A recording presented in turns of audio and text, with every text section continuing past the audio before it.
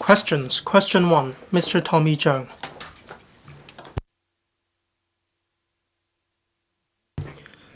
Thank you, President. The government has all along been committed to enhancing the quality of early childhood education and supporting the professional development of teachers. However, there are views pointing out that the current training support provided by the Education Bureau (EDB) for teachers of private independent kindergartens (PIKGs) is inadequate. In this connection, will the government inform this Council 1. Regarding the professional exchange activities, including professional development talks, workshops and seminars provided by EDB for KG teachers, whether the EDB has opened the enrollment to teachers of PIKGs. If so, how the EDB can enable KG teachers, including those of PIKGs, to learn more about the information on such professional exchange activities, how the government will review the effectiveness of such training activities and follow up on the outcome of the review. 2. Whether it has provided PIKGs with learning and teaching resources and reference materials, as well as school-based support services. If so, of the details, including the channels through which the EDB has provided the resources and reference materials to such KGs. If not, the reasons for that. And 3. Whether any PIKGs have taken part in the Guangdong Hong Kong Sister Kindergarten Exchange Program, which has been launched by the EDB since the 2023-24 school year. If so, all the details. If not, the reasons for that.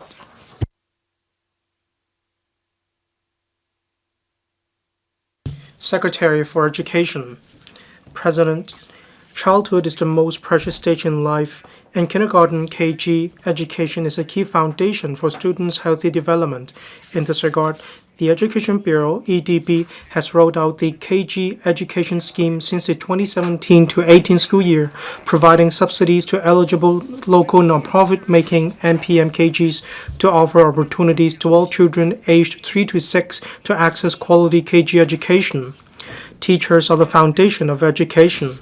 To align with the Master Plan on building China into a leading country in education, which advocates the establishment of a high-quality and professional teaching force, the EDB is committed to supporting KG teachers in enhancing their professional competencies. Through participation in training and exchanges, the formation of learning communities, experience sharing and cross-boundary exchange activities and so on, teachers can continuously update their professional knowledge, skills, values, and attitudes and be responsive to the changing times, trends in curriculum development, and the development needs of children, thereby enhancing the effectiveness of KG education. At present, all KGs in Hong Kong are privately run by either voluntary agencies or private enterprises and can be divided into 2 categories, NPM and private independent, that is PI for short, KGs. KGs under both categories have to be registered under the Education Ordinance. NPM KGs refer to those being granted exemption from taxes by the Inland Revenue Department under Section 88 of the Inland Revenue Ordinance. In the 2024-25 school year, there are in total 980 KGs in Hong Kong, of which 802 are NPM KGs. Among them, 734 have joined the KG education scheme. PIKGs operate on a self-financing basis. Parents may choose to enroll their children in PIKGs based on their own circumstances. In the 2024-25 school year, there are 178 PIKGs in Hong Kong, with 91 offering local curricula and 87 offering non-local curricula. Our reply to the questions raised by Mr. Tommy CHEUNG is as follows. 1. The professional exchange activities provided by the EDB for KG teachers, including workshops, seminars, experience sharing sessions, as well as mainland and overseas study tours, are open to application and participation by all teachers in NPM and PIKGs. All KG principals and teachers can access the training calendar system on the website of the EDB to view the brief introductions to the training activities and register for relevant programs based on their individual professional development needs or school-based needs. Besides, for certain programs or activities, the EDB disseminates relevant information to all KGs by letter or via the fast information transmission system, so that teachers can be informed and register for participation. The EDB also organizes thematic activities or programs in a timely manner in response to KG teachers' professional development needs, such as the experience sharing sessions on catering for learning diversity in kindergartens and implementation of work related to safeguarding national security in schools. On the review and follow-up of the effectiveness of the teacher professional exchange activities and programs, we collect feedback in general from participants through questionnaires before the end of the exchange activities and compile the evaluation results, serving as reference for improvement and continuous enhancement.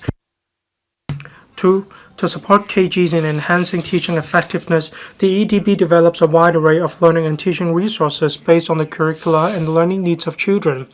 These include curriculum fact sheets and pamphlets, teaching exemplars, short videos, animations, and audio storybooks. All resources are provided for free and are available for flexible use by schools in designing school-based learning and teaching activities to enrich children's learning experiences. The EDB uploads learning and teaching resources or reference materials and the deliverables of its support services onto its website in a timely manner for all KG teachers' access and reference. Teachers may also obtain the latest information on the EDB educational multimedia, that is EDB EMM online platform. The EDB also issues circular memorandums on a regular basis to inform all KGs of matters related to learning and teaching materials. All NPM and PIKGs can freely sign up for school-based support services provided by the EDB based on their school circumstances and actual needs. The themes of school-based support services are in line with curriculum development and the professional development needs of teachers, such as promoting traditional Chinese virtuals and learning through play. 3. To promote exchanges and cooperation in early childhood education between mainland and Hong Kong, and to foster professional development of teachers in both places, the EDB has launched the Guangdong-Hong Kong Sister Kindergarten Exchange Program since the 2023-24 school year, allowing KGs in the two places to form learning circles and engage in a variety of professional exchange activities. The initial phase of the program, starting from the 2023-24 school year, offers 50 places each year for scheme KGs to take part in and accumulate experience. Moving forward, the EDB will review the effectiveness of the initial phase of the program, explore the actual needs and feasibility of further promotion and expansion, and continue to make good use of this exchange platform between the two places. A dedicated and professional teaching force is key to the high-quality development of education in Hong Kong. We will continue to optimize and promote the professional development of teachers through developing quality learning and teaching resources, organizing teacher professional training programs, and promoting exchanges and collaboration between KGs in the two places, thereby continuously enhancing the professional capacity of KG teachers and supporting the quality development of KG education in Hong Kong. Mr. Tommy CHEUNG. Thank you, President. The Secretary's reply seems to me that all the activities are open to PIKG teachers, apart from the Guangdong Hong Kong Sister Kindergarten Exchange Program, which isn't open to PIKG teachers. However, there is no figure in the main reply of the Secretary in relation to the number of PIKGs taking part in it, especially in Part 2 of the answer on school-based KG support. How many kindergartens are receiving support? Shouldn't there be more support for PIKGs so that more teachers can take part in these training programs? Secretary, based on my figures, all PIKGs taking part in the program receive support services from the EDB. There are about 20 odd. They sign up for the program on their own initiative. In other words, 100% of them sign up for the program, then all of them receive support services. A total of 109 courses are on offer. About 50% of the enrollments are PIKGs. About 70% of them have successfully registered. I can provide supplementary information after the meeting to members. Mr. Kennedy WONG. Thank you, President. I'd like to follow up on the third paragraph. in relation to the Guangdong-Hong Kong Sister Kindergarten Exchange Program. It offers 50 places each year for scheme KGs. It is said that a review will be conducted. When will it take place? Will it cover teacher exchanges or teacher exchange programs? Thank you, Secretary. As I said just now, all exchange programs, for these exchange programs, we conduct questionnaires to collect feedback from teachers on whether we will further increase the number. Apart from local KGs, we welcome KGs from the mainland as well. That's why it is not to be done by us alone. We will liaise with the Ministry of Education in the Guangdong province. We need to work together. The figures need to tally with that in the mainland. We hope that we will continue to expand the scheme having regard to the actual circumstances. Thank you, Professor Lau Chi-Pang. Thank you, President. I thank Mr. Tommy CHEUNG for raising this oral question on early childhood education teachers. These teachers are the same as those working in secondary primary schools. We need to provide a quality environment in order to attract more new blood to join the sector. Under the existing education system, university, secondary, and primary schools, the subsidies have been very comprehensive. However, for kindergartens, the subsidy amount is not sufficient to support the operation of KGs in Hong Kong. Can you provide us with a timetable, like primary schools, on reducing the teacher-pupil ratio or increasing subsidies? Can you provide us with a timetable? We need to attract new blood to join the sector. Thank you, Professor Lau. On the remuneration of KG teachers, indeed, it's different from that for secondary and primary school students. Affordable and quality kindergarten education was implemented in 2017 to 2018. We aim to provide affordable and quality KG education to students in Hong Kong. Students can choose which kindergartens to study in according to their own needs.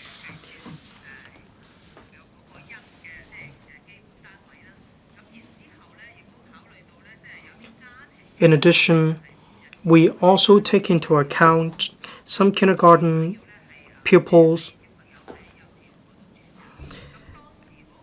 go to kindergarten on a half-day basis. However, their parents need to work. That's why the subsidies for half-day kindergartens is plus 0.3, whereas for full-day kindergarten, the subsidy is half-day plus 0.6. Parents need to share the responsibility as well.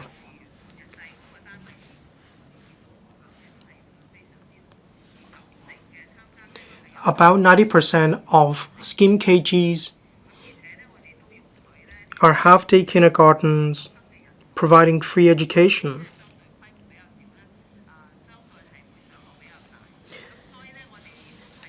There could be greater fluctuations given the small scale of KGs.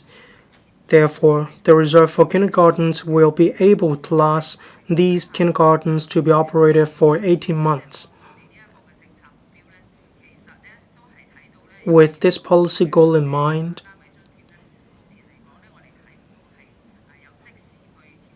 there's no need to make immediate adjustments to unit subsidies. In relation to remuneration of KG teachers, we have conducted extensive consultation. There's a very clear pay scale for KG teachers. It provides a range for the salaries. We have liaised with the industry. They want a more flexible pay scale. This will allow different kindergartens to remain flexible in adapting to fluctuations in the short run. Having said that, in funding, we have made it clear 60% need to be used to paid KG teachers, whereas for the remaining 40% they are used to support KG teachers.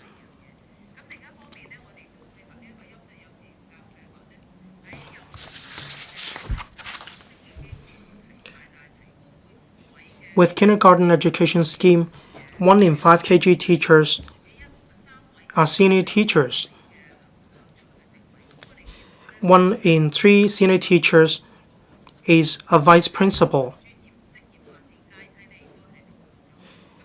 This provides a clear professional career ladder. We have taken into full account the development of quality kindergarten education. Dr. TSE Yun. The training of KG teachers is close to our heart. We want to improve the quality of KG education. Preschool education is very important. There's been a plunge in the number of school-age population. This affects the morale of early childhood education teachers. Young people don't want to work in this sector. The future isn't looking very positive. Have you conducted any studies in order to maintain the morale of KG teachers? Secretary. Just now, Dr. Dick mentioned the number of school-age population is dropping. The extent is quite sharp. We have seen 30,000 fewer students.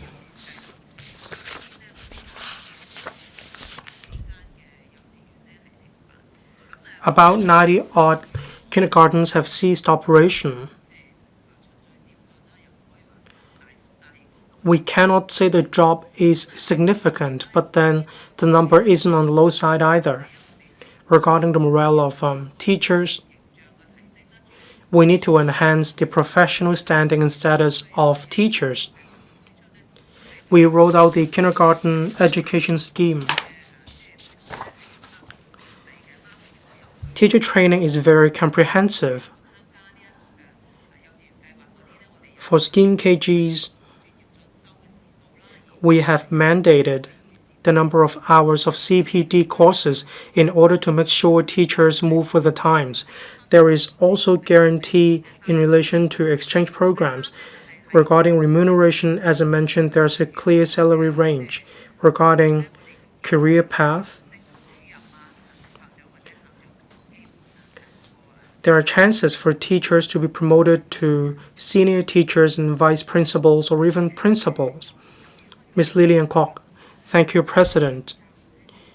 Integrated education is implemented in kindergartens in Hong Kong. Earlier on, the Secretary told us there's no tally in relation to figures of students with SEN. For visual impairment, hearing impairment, and autism, these should be identified earlier. They should have been identified before students reach 2 years old by the DOH. I'd like to ask the administration whether you will consider collating these figures so that we will, as soon as possible, have a better grasp of the needs of KGs. The ultimate goal is to provide targeted support and resources to KGs so that KGs will help SEN students, especially those suffering from autism. Such symptoms will be identified before 2 years old, and the golden period is between 2 years old and 6 years old. That is exactly when pupils are studying in kindergartens. I hope that the administration will carry out analyses and conduct planning for the manpower. This will ensure proper training and support for KG teachers. There will also be good planning on funding. Secretary. Indeed, the support provided for SEN students in kindergartens is different from that in primary schools. The developmental needs of children in kindergartens and that of students in primary schools is different.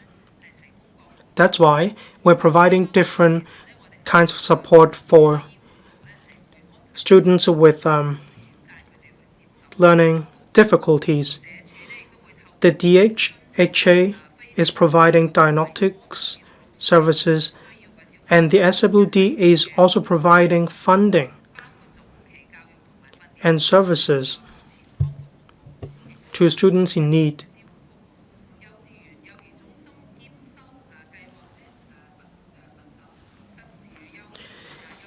We have rolled out a series of schemes to help students with different needs. As I mentioned, in the early childhood education stage, the needs of children is different. In primary and secondary schools, the focus is on learning difficulties. Therefore, in preschool stage, we provide cross-departmental support. We also provide campus-based rehabilitation services. Question to Mr. Rock Chen. President, land premium is one of the major revenue sources of the government. However, there are views pointing out that the current high inventory of new private residential units has reduced developers' willingness to bid for land, apply for payment of land premium, and redevelop old buildings. This has led to significant fluctuations in public finances. In this connection, will the government inform this council? 1. Whether it will consider introducing targeted measures to lower the initial investment costs for developers' projects. For example, enhancing the additional conditions for land sales and splitting up sites for sale, as well as stepping up publicity to attract more local and overseas developers to invest in land, thereby increasing the revenue from land premium. If so, of the details, if not, the reasons for that. 2. Whether it will relaunch the application list system, that is, the government puts land up for sale, hinges on whether there is any developer triggers a certain piece of land, in order to strike a balance between market demand and the government's dominant position. If so, of the details, if not, the reasons for that. And 3. Apart from lowering the application threshold for compulsory sale for the redevelopment of old buildings, would the government consider adjusting the upper limits of plot ratios in various districts to attract developers to take part in the redevelopment of old buildings by raising the plot ratios of sites earmarked for redevelopment? If so, of the details, if not, the reasons for that. Secretary for Development. President, the government land revenue primarily comes from premium generated from land sales, private treaty grants, and lease modifications. The market sentiment can be affected by economic and property market conditions, resulting in fluctuations in land revenue. The government's policy objective is to maintain a sustained and stable land supply to support society and industrial development in Hong Kong. We'll create land and roll out such land to the market in an orderly manner in light of the latest situation. Regarding Mr. Chen's question, our reply is as follows. 1. Regardless of external environment or property market conditions, the government will strive to enhance the attractiveness of land sale sites. When formulating the annual land sale list and deciding when to dispose of individual sites to the market, the government has been closely monitoring the market conditions and listening to the views of the industry and potential investors. In recent years, the government has introduced smaller-scale residential sites located in mature neighborhood with simple tender terms. The market response has been positive, with all 4 residential sites successfully tendered out in the previous financial year of 2024-25. Apart from individual land sale sites, we're mindful of the need to ease the financial pressure on developers participating in projects of larger scale. Last December, the government conducted an expression of interest exercise for 3 pilot areas under large-scale land disposal in the Northern Metropolis. We invited the market to provide views on, among other things, various financial arrangements, including payment of premium by installment with certain interest rate. We would liaise with the banking sector on any facilitating arrangements for developers to finance the Northern Metropolis projects. To enhance development incentives of the developers, we'll consider allowing landowners to voluntarily surrender land planned to be resumed by the government in the Northern Metropolis to offset the premium payable for in-situ land exchange or large-scale land disposal in new development areas. We're exploring also wider application of the pay-for-what-you-build approach, which allows developers to pay premium for lease modification that's determined based on the actual floor area and actual use to reduce their development costs. On publicity, last November we held the Enterprise Participation in Northern Metropolis Development event. Over 80 enterprise representatives attended and signed a memorandum of understanding about supporting and taking part in the Northern Metropolis development. During the ceremony, 35 of the enterprise representatives signed agreements among them to collaborate in the Northern Metropolis development with a total investment of over $100 billion, demonstrating strong confidence and interest in the Northern Metropolis. We also joined hands with other bureaus, the Office for Attracting Strategic Enterprises, or OASIS, and Invest Hong Kong in promoting the Northern Metropolis and facilitating the development of industries therein. OASIS is tasked with attracting high potential and representative strategic enterprises from around the globe and has announced 4 batches of 84 strategic enterprises that have set up or expanded their businesses in Hong Kong, many of which have expressed interest in establishing their presence in the Northern Metropolis. Invest Hong Kong is committed to assisting mainland and overseas enterprises to set up and expand in Hong Kong by providing one-stop support services. Last year, Invest Hong Kong assisted over 500 enterprises to set up or expand in Hong Kong, including those which have expressed interest in the land for industries in the Northern Metropolis. OASIS, Invest Hong Kong, and the Northern Metropolis Coordination Office will collaborate to follow up on the needs of those enterprises. 2. Under the prevailing system, the government will announce the annual land sale list in advance on a yearly basis, and also the land tender program on a quarterly basis based on considerations such as policy needs, market conditions, and other sources of supply. We consider that the current system enables the government to assume the lead in land disposal, thereby ensuring that it can increase the supply of land in a stable and prudent manner. At present, the government has no intention to relaunch the application list system, nor does it have any plan to implement a dual-track approach of land sale and adopting the application list system, so as not to cause disruption to the government's strategy and pace regarding land disposal and send confusing signals to the market. If developers are interested in particular sites, they may express their interest to the Development Bureau through various channels for its reference. As one of the government's measures to encourage the private sector to take part in the redevelopment of old buildings, the Land Compulsory Sale for Redevelopment Amendment Ordinance 2024 was implemented in December last year to lower the compulsory sale application thresholds and facilitate multiple adjoining lot compulsory sale applications. Since the implementation of the amendment ordinance, the Lands Tribunal has received 4 compulsory sale applications.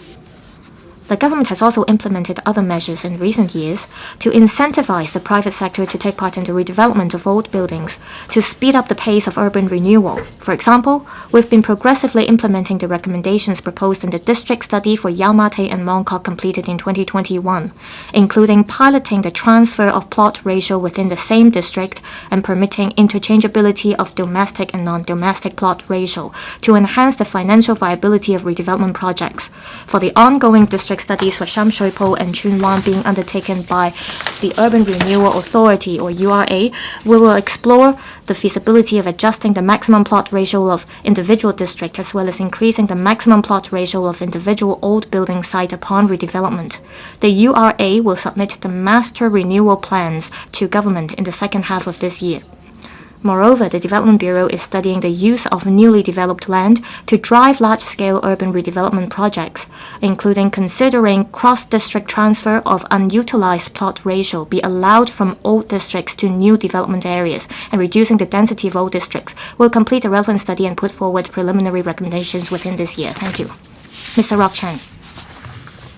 President, over the past 3 financial years, the actual figure of the revenue from the government's land sale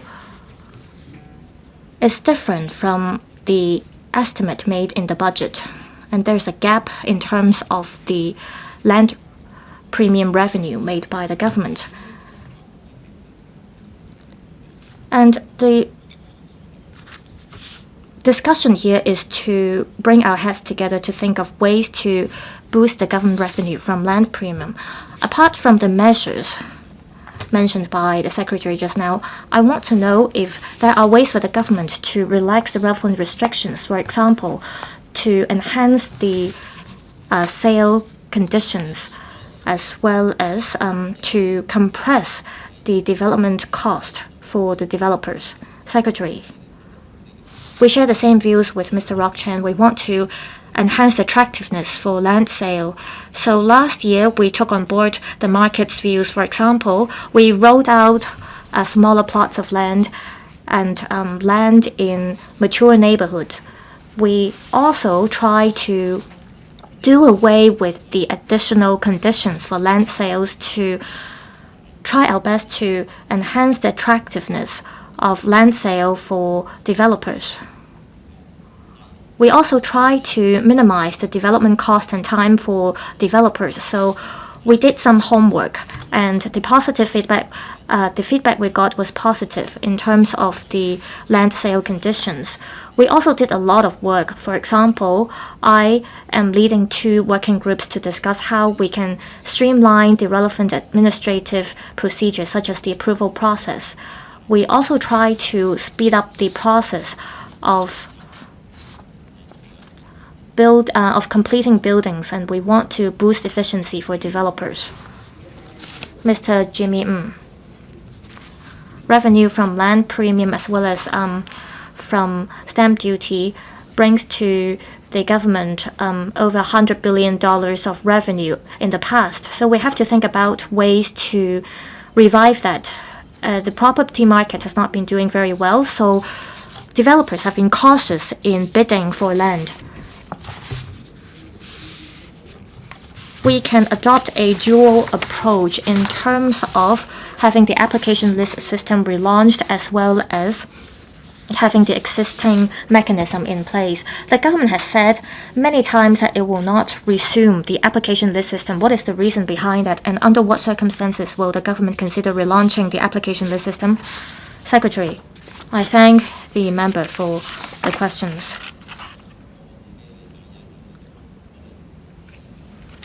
My understanding is we have to think about how we can enhance the attractiveness of land sale for the market so that we can enhance the value of our land. In my reply to Mr. Rock Chen, I already mentioned that over the past financial year, we have already done a lot of work. For example, through various channels, we have been communicating with the sector.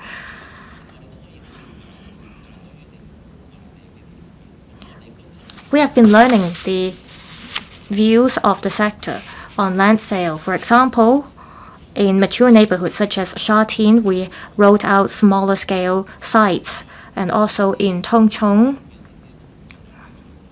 we try to relax the relevant restrictions for land sales in those areas by, for example, doing away with some of the land sale conditions.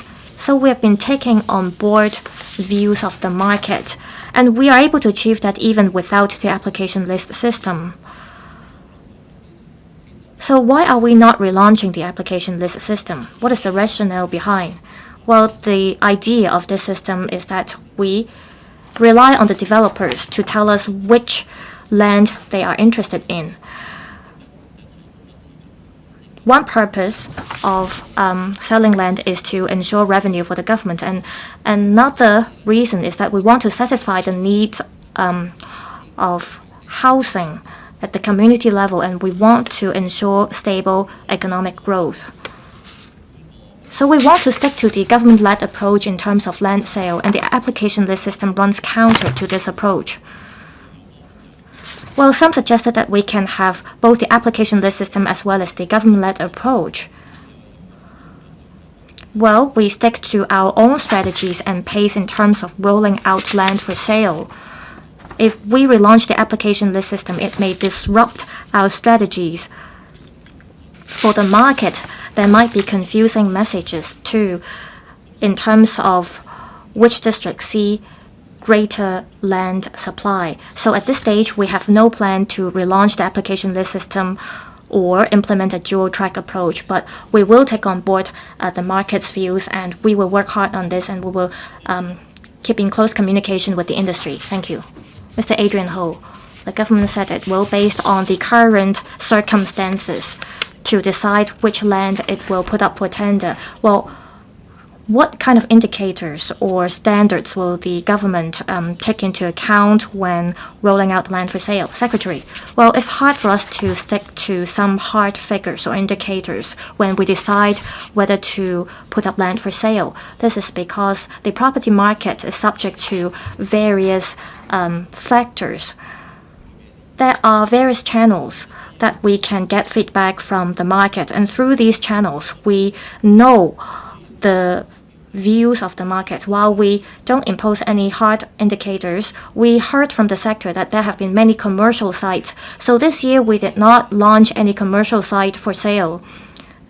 Rather than imposing some hard figures or indicators on ourselves, I think we should listen to the market's views more frequently, and we think this is a wise approach. Thank you. Mr. Zhang Hailong. Thank you. The community is concerned about the Development Bureau, about canceling the tender of sites in Yuen Long and Hong Shui recently. The Development Bureau said that it would make special arrangements for the land in Santine. For example, it will allow tech enterprises to be granted land and construct buildings there. Well, I want to learn about the relevant vetting or approval procedures. Mr. Zhang Hailong, you have already asked your questions. Please be seated. Secretary, I thank Mr. Zhang Hailong for the questions. The two plots of land, they were not reserved for INT use. One is for multi-story industrial buildings.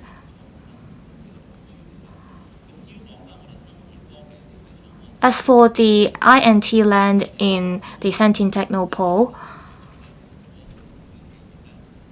if there are suitable enterprises, we don't rule out the option of granting land directly to those enterprises, but we have to work with the ITIB on that. We have to see what kind of enterprises are suitable and under what circumstances we should grant land directly to enterprises. So we will work with the other policy bureaus to ensure smooth implementation and development of the Santine Technopole. Mr. Kitson Young, I'd like to ask about point 3 of the Secretary's reply. I agree that we should increase the maximum plot ratio. And in my written question for this council on the 11th of June, I also proposed that there should be transfer of plot ratios across districts. However, in order to do that, we need to address the issues in terms of planning. I represent the Kowloon City. To redevelop 5 streets, we need $10 billion. For 13th Street, we need $50 billion. I don't think developers have so much money to redevelop these old districts, even if the URA tries to speed up the redevelopment process. Well, Street 13 is supposed to become an integrated development district.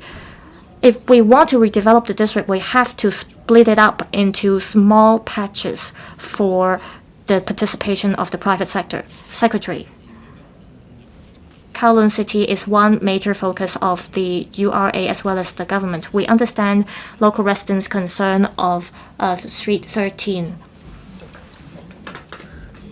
The URA as well as the Development Bureau have been communicating with the local residents there. But 13th Street is of large scale. We're talking about 83 buildings and over 2,000 units involving 4,000 some households. So the preliminary estimate is that we will need $30 billion for the redevelopment project. But 13th Street is of high density, and there are land uses that are not compatible with each other. For example, there are many garages there. So if we are to split it up into small patches for redevelopment purpose, We have to adopt a coordinated and integrated approach. One of the reasons to redevelop the district is to improve the living environment of local residents. So splitting it up may not be the best option. If we split it up, it will have an impact on the retail facilities as well as the community facilities there, and we may not be able to achieve our original purpose if we adopt this strategy. Of course, there are other ways that we can adopt.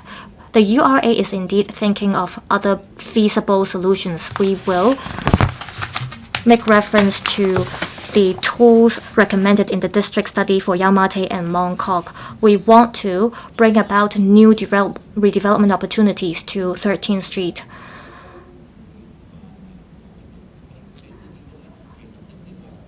Indeed, we have been working on the redevelopment project. For example, the URA has been offering services to local residents in 13th Street on repairing buildings.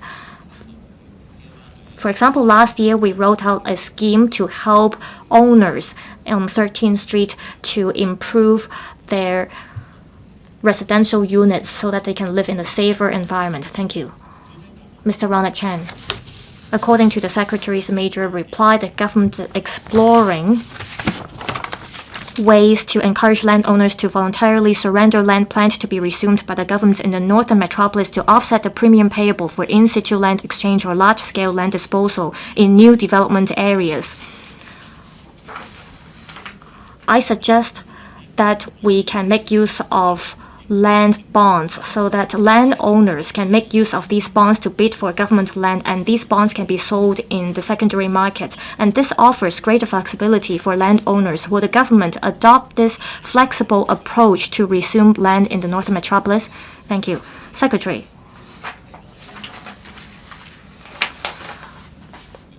Well, we have no plans to issue such bonds at the moment because it is a huge movement.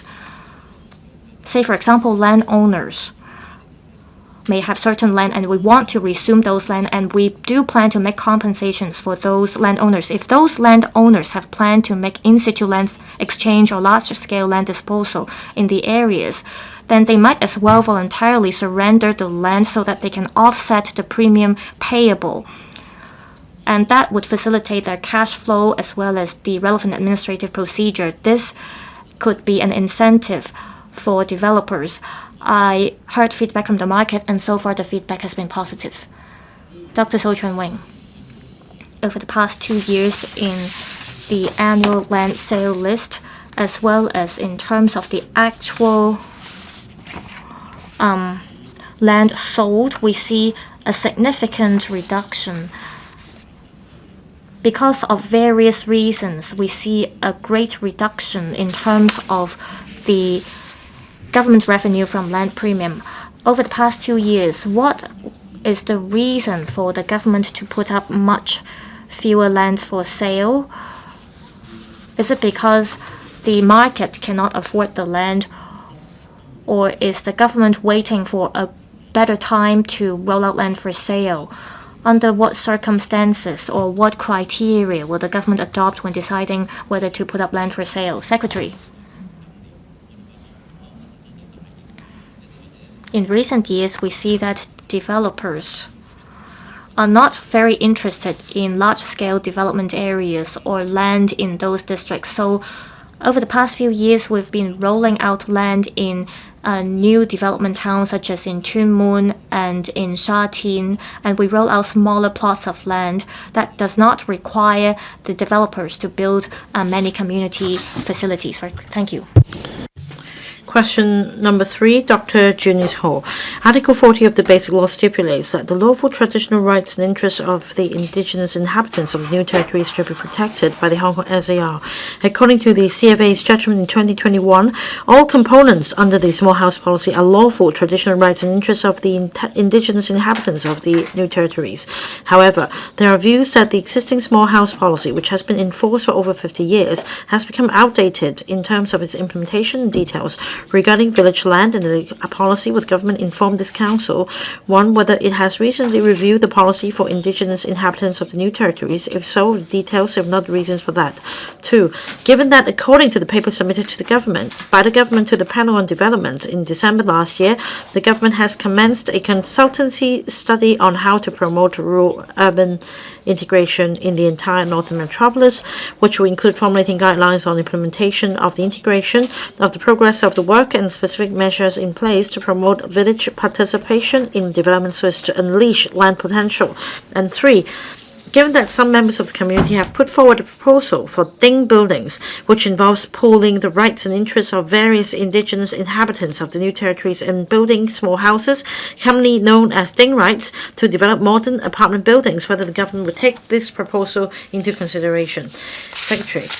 President, the New Territory Small House Policy has been implemented since 1972 to allow a male indigenous villager aged 18 years or above, who is descended through the male line from a resident in 1898 of a recognized village in the New Territories, to apply for permission to erect for one in his lifetime a small house for himself on a suitable site within his own village.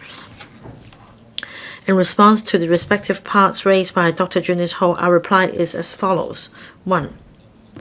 The Court of Final Appeal ruled on a judicial review of the Small House Policy in 2021, confirming that all components under the Small House Policy, namely free building license, private treaty grant, and land exchange, are lawful traditional rights and interests of the indigenous inhabitants of the new territories within the meaning of Article 40 of the Basic Law. In view of the historical background of the Small House Policy, having been in operation for many years, and that the CFA has upheld its lawfulness and compatibility with the Basic Law, we currently have no plans to review the relevant policy. That being said, we appreciate the needs for eligible New Territories indigenous villagers to build small houses. Since 2021, the government has streamlined the procedures for processing small house applications with a view to expediting approvals under the existing policy framework, including commencing procedures under various aspects in parallel, simplifying the procedures for handling objections, and conducting face-to-face meetings with applicants for direct discussion. The above measures have borne fruit. The average number of small house applications processed by the Lands Department each year increased to more than 2,500 cases in 2022 to 2024, surpassing its performance pledge of 2,300 cases, while the number of applications approved per year also increased from over 500 in 2022 to over 800 in 2024, an increase of more than 55%.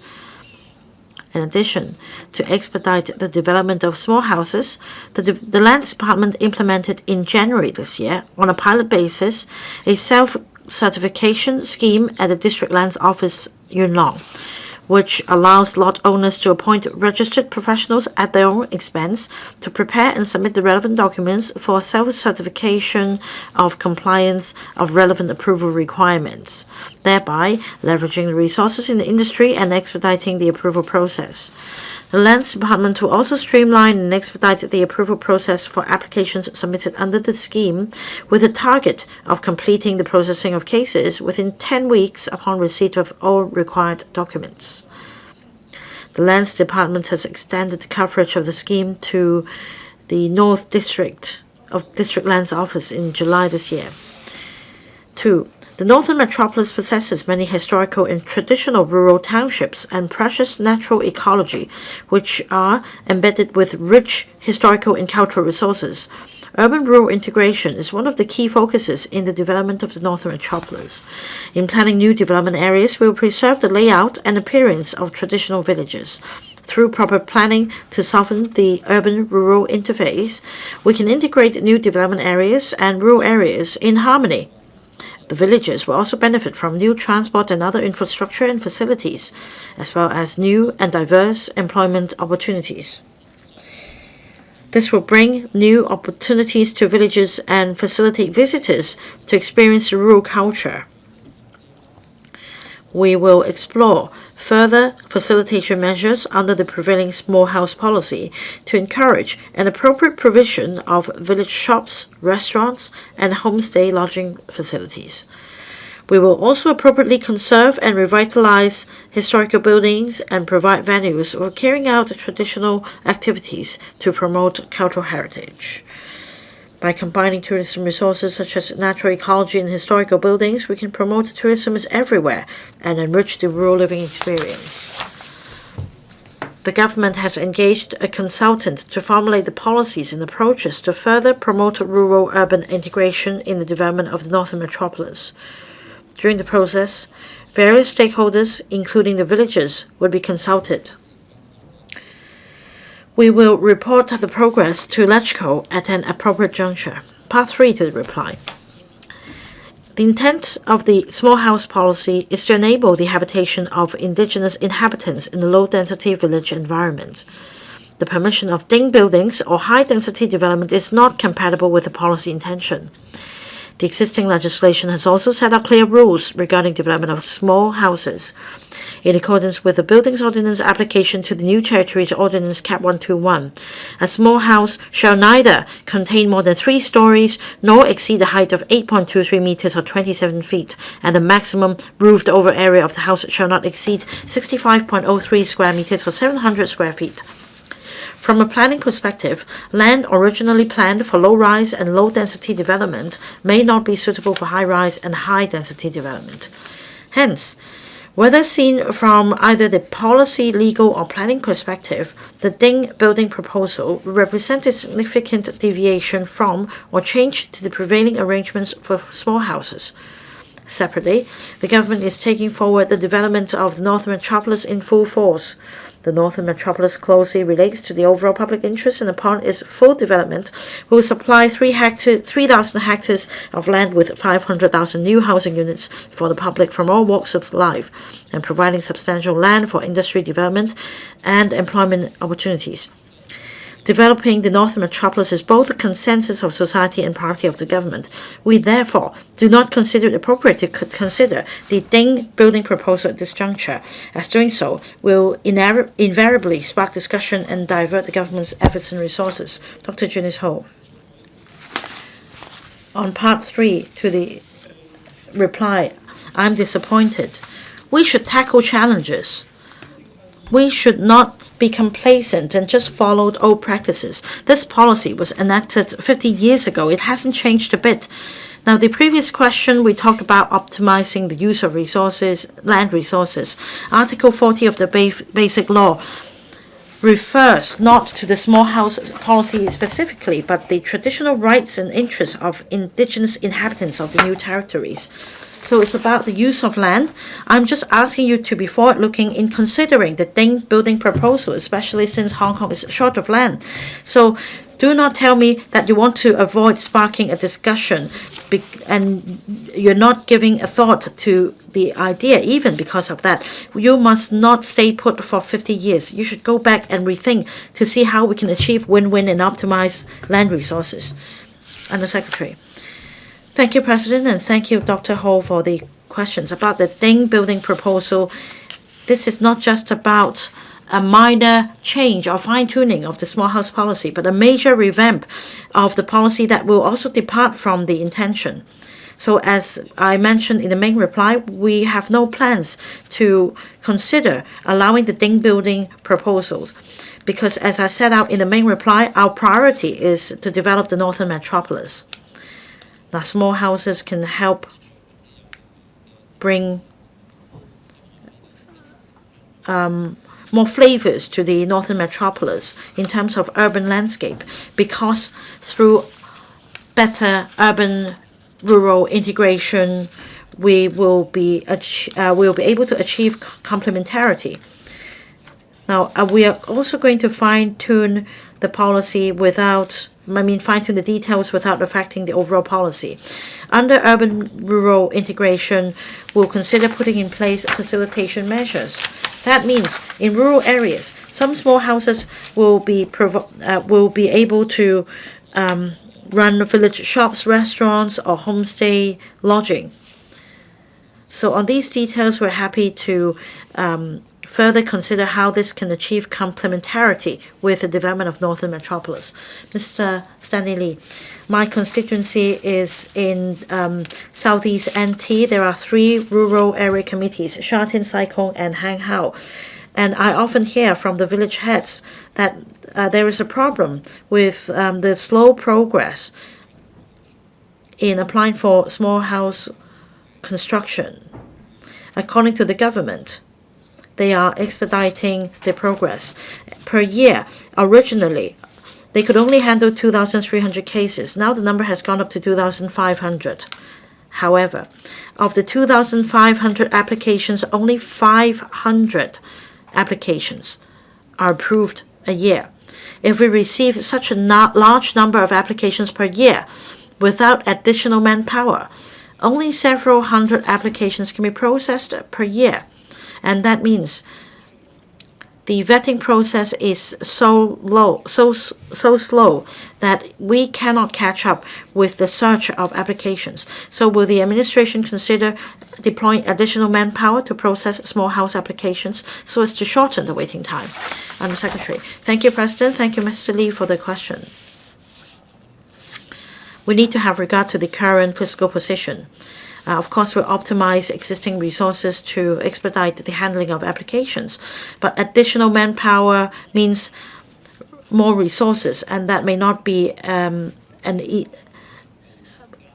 easy to achieve. So as I mentioned in the main reply, we will streamline procedures and optimize resources to better handle these applications. In fact, we fine-tuned the procedures on 5 fronts since 2021. For example, we allow the several processes to run in parallel. In the past, we took one step after another, but now, if possible, we will do things in parallel. For example, we will check the land rights and consult government departments on the applications at the same time. Second, we also handle objections at the same time. In the past,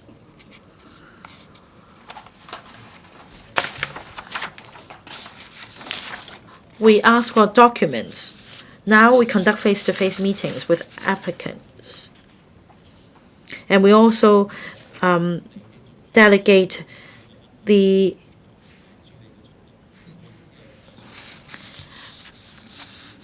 district staff to handle cases instead of relying on the district officers. So we optimize resources in expediting the vetting procedure. Now about the certificate of compliance or the occupation permit. In fact, we've rolled out the self-certification scheme on a pilot basis, and it has been extended to cover the North District as well. We want to leverage on the private sector to expedite the approval process.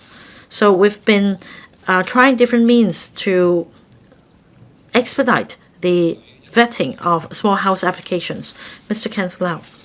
Well, in 2016, at the start of last term of LegCo, together with Hung Kok, we had a meeting with the Secretary for Development. We explored a pilot project on ding buildings in the periphery of village-type development zones. We floated this proposal, but we've always received the reply that housing supply is tight and that we should help the government increase land and housing supply. The Hung Kok understands the government's position, especially what's set out in the main reply, and that the government has no plan to allow to give the green light to the ding building proposal. Now, recently, I've heard from a resident in Chateau Kok that his application was only approved when he reached the age of 80. So despite all the ways the government mentioned to expedite the procedures, will the government please speed up the process further? Under Secretary. Thank you, President. Thank you, Mr. Lau, for the questions. Of course, we'll explore different ways to further shorten the vetting process. And in fact, I thank the member for leading Hung Yee-kuk in having a regular meeting with our bureau.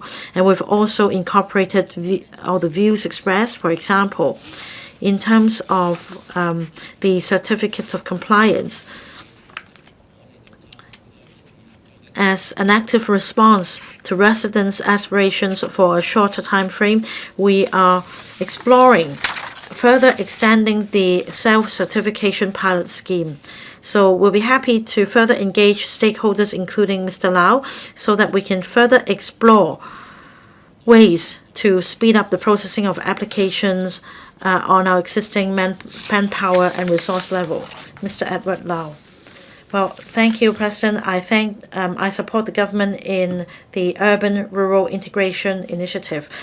Now, this is also what I support, but more importantly, we need to make sure that the rural areas get a share of the economic success and the development dividends. And that means we need to provide facilitation. Most of these rural areas are situated in village-type development zones. For column 1 uses that are always permitted, we're talking about, for example, small houses, farmland, public toilets, refuse collection points. These are community facilities that cannot help unleash the potential of the local economy. So we should widen the scope of column 1 uses so that we allow shops and other operations that can boost tourism. So my question for the Secretary is whether you will review the permitted land uses for V zones so that at the moment only the ground floor of small houses can be turned into a restaurant or other shops, and that this approach can be further extended to the second and the third floor. Thank you, President. Thank you, Member, for the question. As I mentioned, one of the key priorities is to, in the Northern Metropolis development, is to foster urban-rural integration, and we're exploring how this can be achieved. The member made a very good point just now. We need to ensure that residents and villagers get the economic gain from development as well. That means they will benefit from transport and other infrastructure and facilities. These rural areas have now become more accessible.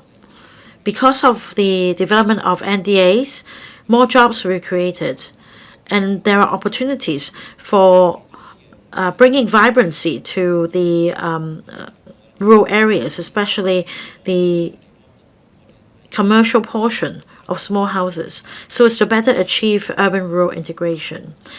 Now, yes, at the moment, only the ground floor of the small houses can be used as restaurants, etc. We'll consider further removing obstacles so that some of these small houses can turn into homestay, lodging, and shops. We're conducting a study, and we will talk to stakeholders when the findings are ready. Next, Mr. Andrew Lam. Thank you, President. My take on rural-urban integration is that it can only be achieved with reasonably modern infrastructure in the villages. But at the moment, there are so many problems with sewerage, drainage, access, or EVAs among these villages. So against this backdrop, well, I think it is so difficult, almost impossible, for the Ding building proposal to come through.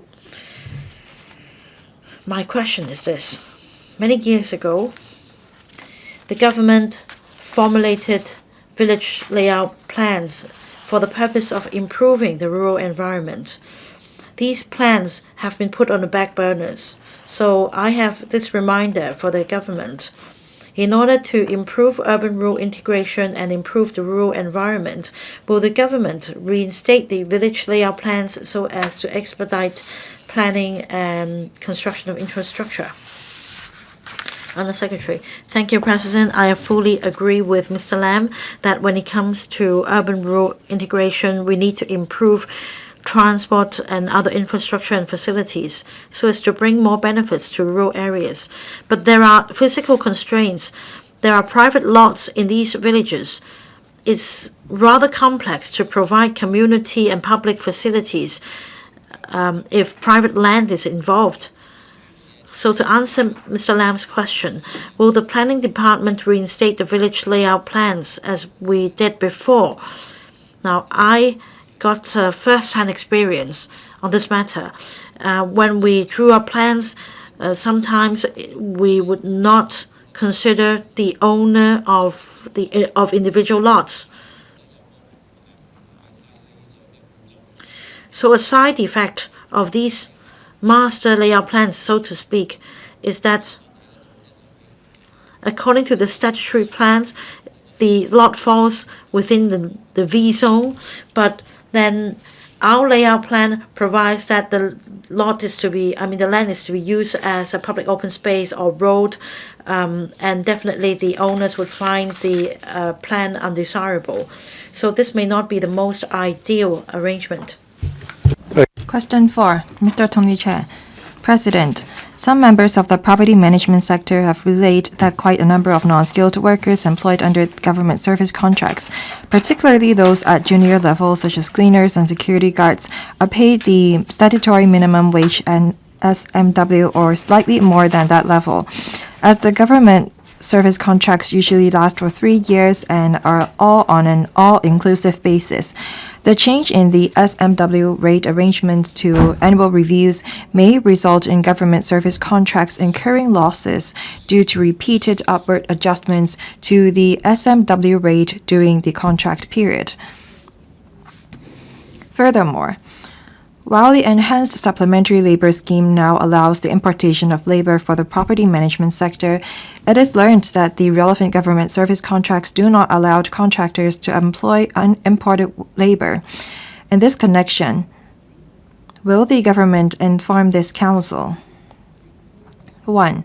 Of the number of non-skilled workers employed under government service contracts who are currently paid SMW or at a rate that is less than 10% above SMW.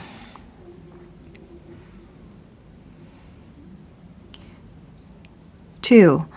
Whether it will consider enhancing the pay arrangements for non-skilled workers employed under government service contracts so that the government will bear the additional pay costs arising from the upward adjustments to the statutory minimum wage instead of requiring contractors to underwrite relevant policy risks.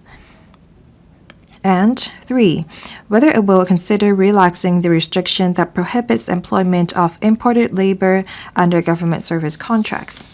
Secretary for Financial Services and the Treasury. President, having consulted the Labor and Welfare Bureau and the 4 major government departments which employ non-skilled workers under service contracts, namely the Food and Environmental Hygiene Department, the Leisure and Cultural Services Department, the Government Property Agency, and the Housing Department. Our reply is as follows. 1.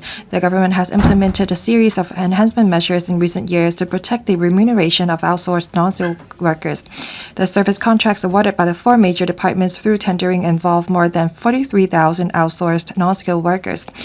The median committed hourly wage offered by the service contractors to the relevant workers is about $55, which is about 30% higher than the prevailing statutory minimum wage rate, that is $42.1, and about 8% higher than the median market rate, that is $51, of the estate management, security, and cleaning services industry, covering the group of elementary occupations and service workers in 2024, published by the Census and Statistics Department, CNSD. Among the some 43,000 workers, about 99% are entitled to a committed hourly wage that is at least 10% higher than the statutory minimum wage rate, that is $46.30, and the remaining 1%, about 400 workers, are entitled to a committed hourly wage that is about 7% higher than the statutory minimum wage on average. As the committed hourly wage is the minimum hourly wage that the contractors commit to pay to their non-skilled workers during the tendering process, the actual hourly wage of the workers may be higher than this rate, and the service contractors may increase their wage level during the contract period in light of market conditions. 2. As mentioned just now, the hourly wage of about 99% of outsourced non-skilled workers under the four major departments is at least 10% higher than the statutory minimum wage rate. Hence, unless there is a very significant increase in the minimum wage rate within a short period of time, it is unlikely that the government service contractors would have to pay more to their workers solely because of an increase in the minimum wage. For example, the statutory minimum wage increased by about 5% from $40 per hour, which took effect 2 years ago, to $42.10 per hour, effective from May this year. Under the new annual review mechanism, the statutory minimum wage will be subject to a more frequent adjustment than before. However, as the new mechanism adopts a formula for adjustments under the open and objective basis, enterprises can make early planning. Therefore, service contractors should be able to make more informed estimates when proposing the committed hourly wage in their tender submissions. The government has all along required service contractors to provide their employees with remuneration in compliance with the legislation in Hong Kong and employment contracts, including the provision of hourly wage not lower than the statutory minimum wage rate, which is no different from other employers in Hong Kong. When submitting tenders, service contractors would take into account cost-related factors, including material costs, rent, wages, etc., and reflect them in the tender prices as appropriate. As these bidding strategies are commercial decisions, the government does not plan to subsidize the increased operating costs incurred by the service contractors due to the adjustment of the minimum wage rate. On the premise of ensuring employment priority for local workers, the government suitably allows employers to apply for importation of workers to replenish the labor force of Hong Kong. The Labor Department has implemented the Enhanced Supplementary Labor Scheme since September 2023, which allows labor importation of 26 job categories as well as unskilled or low-skilled posts under the Supplementary Labor Scheme for 2 years. As at the end of June this year, the number of cleaners and security guards applied for importation under the ESLS was about 23,000, and about 7,000 workers were approved for importation in total. According to CNSD 2024 Annual Earnings and Hours Survey, there are about 190,000 workers in the estate management, security, and cleaning services industry, covering the group of elementary occupations and service workers. The number of cleaners and security guards approved for importation under the enhanced scheme accounted for less than 4% of the above number. The remuneration for non-skilled workers under government outsourced service contracts is different from that under the Enhanced Supplementary Labor Scheme on various fronts. Specifically, government service contractors must pay non-skilled workers at a rate not lower than the committed wage as stipulated in the contracts, while the ESLS requires that imported workers be paid no less than the median monthly wage of local workers in comparable positions. Moreover, requirements on other employment terms are in place under government outsourced service contracts, such as the provision of gratuity and wage arrangements for working when the typhoon signal number 8 or above is hoisted. We will maintain communication with the Labor Department to keep abreast of the demand and supply of the relevant non-skilled workers in the local labor market, including the situation on labor importation, and explore implementation arrangements to allow importation of labor in government outsourced service contracts upon ascertaining the occurrence of labor shortages under the principle of ensuring employment a priority for local workers. The arrangements include addressing the discrepancy between the committed wage to be provided by the contractors under contract requirements and the wages for imported workers, as well as coordinating the monitoring mechanisms across different sectors or systems so as to ensure effective use of public money and proper monitoring of service contractors. We have to iterate that any arrangements by the government on importation of labor must be implemented on the premise of ensuring employment priority for local workers. The Labor Department will play a robust gatekeeping role and stringently process each application. Thank you, President. Mr. Tony CHEUNG. President,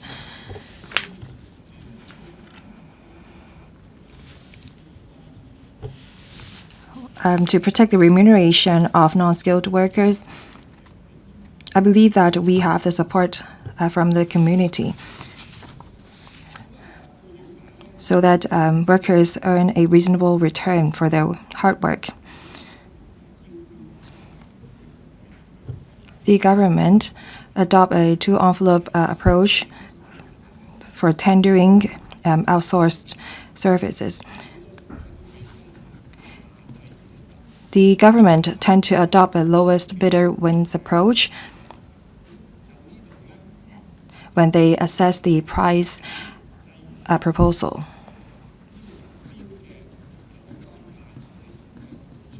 Will the government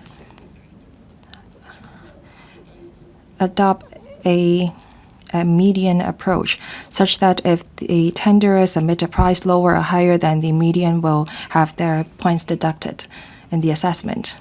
Secretary. Under the two-envelope approach, we do not just look at the price but also the service provided.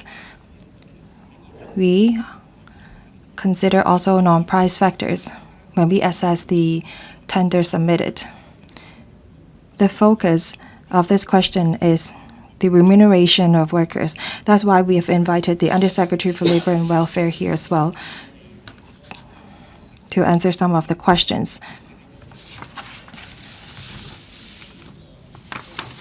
As you can see from our main reply, most of the outsourced non-skilled workers are paid at least 10% higher than the minimum wage rate. So we have struck a balance between the effective use of public money and ensuring the quality of service provided by our contractors. So we do not just consider the price when we assess the tenders received. Mr. Che, what question has not been addressed? They have not answered whether they will assess the price submitted by the contractors using a median approach. I think I've already answered the question. We do not adopt a lowest bidder win approach. Mr. Che asked us to reform our assessment methods. But the fact is that we no longer adopt this lowest bidder win approach. When we adjust the minimum wage rate, we have to have regards to the fiscal position of the government while ensuring service quality of our contractors.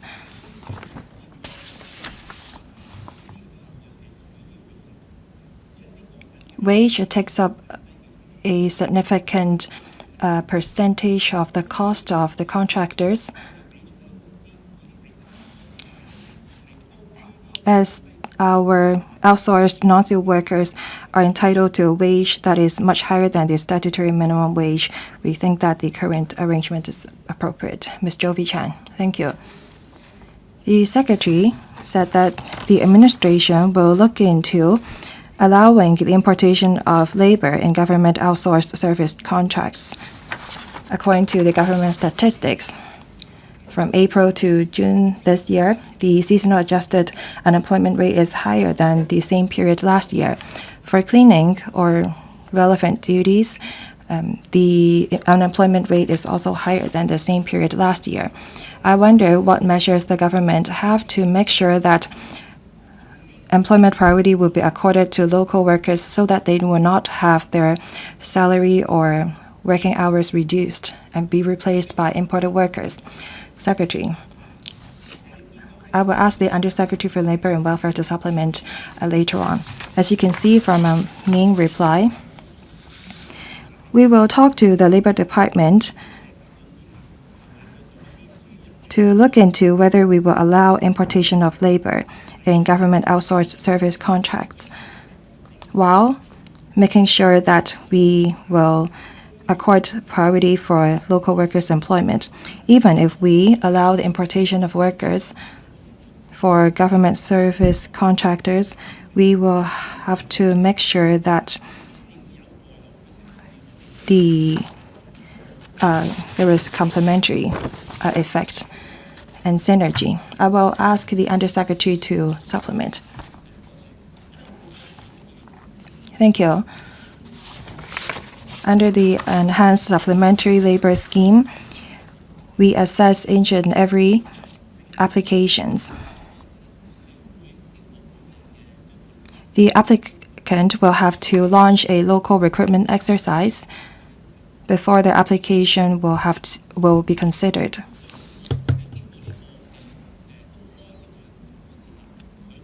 If the applicant are unable to recruit any worker even after the local recruitment exercise, then we may consider there to be a sincere shortage in the market. If, however, they don't launch the local recruitment exercise in a sincere manner, then we may disqualify them from further applying to the scheme. If the workers come across any difficulties or come across any false local recruitment exercise, they may make a call to us by dialing 2815-2200 or 2215-6363. Mr. Martin Liao, thank you. One of the major problems faced by the property management sector is a shortage of manpower. There's been a rising demand for property management services in the community. There is service demand for each buildings and facility completed. In the future, we're going to have the Northern Metropolis, and we're going to develop more business and commercial buildings. It is estimated that there will be a 40,000 shortage in terms of workers in the property management sector.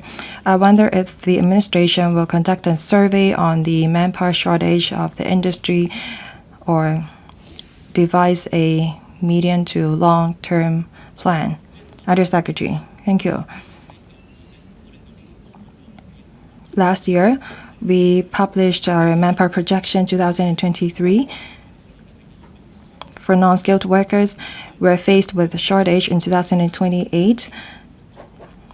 There will be a shortage for skilled workers even. So overall speaking, we will have a shortage of 180,000 workers. The government does have various measures to address the issues, say, for example, providing local training. And we will also consider importing frontline workers. We are now reviewing the enhanced supplementary labor scheme to see how we can meet the local demand and cater to the needs of the development of the Northern Metropolis. Mr. Chang Han-pan. Thank you, President. We have been importing labor to address the manpower shortage problem that we have. But the shortage has to be genuine. There are some local workers who told us that they are unemployed.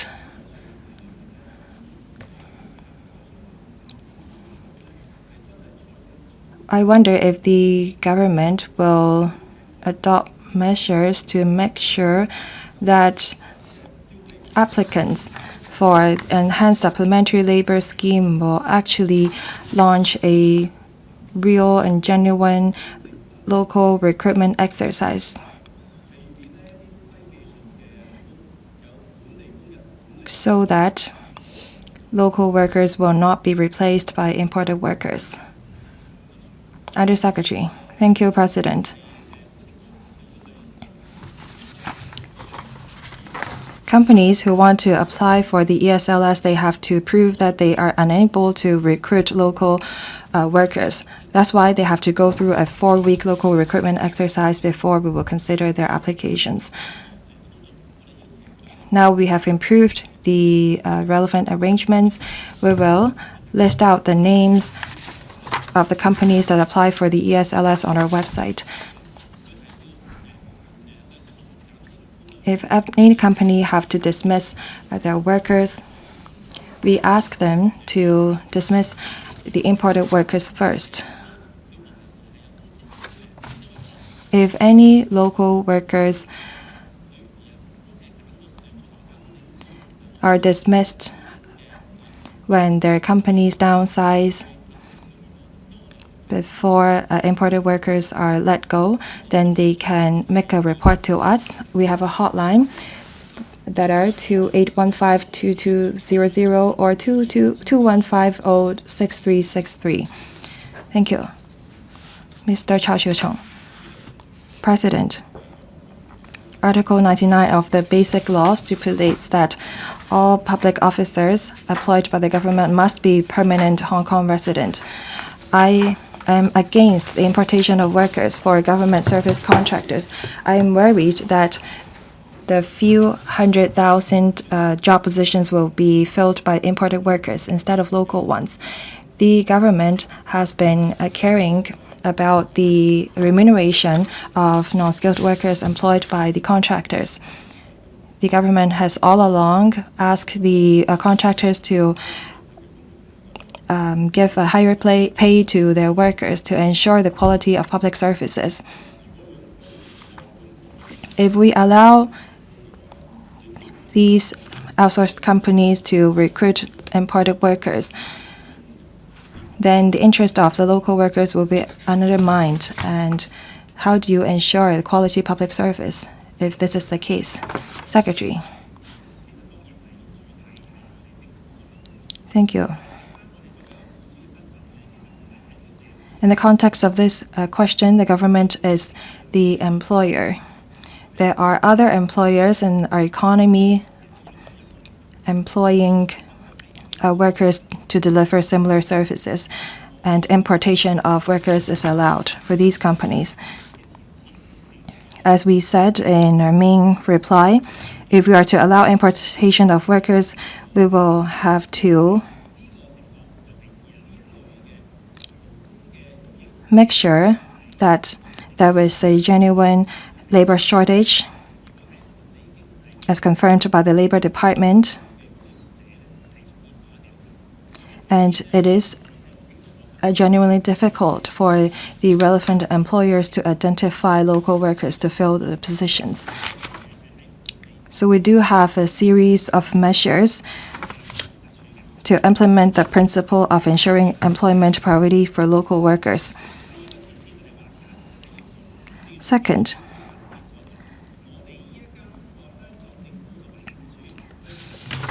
when a government procure services from outsourced contractors, we have different conditions as compared to that under the ESLS.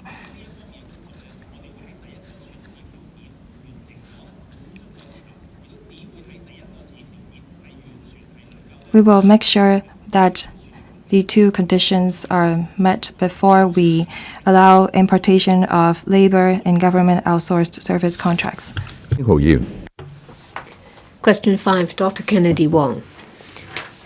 President, in October last year, the government reduced the duty rate for liquor with an import price over $200 from 100% to 10% for the portion above $200.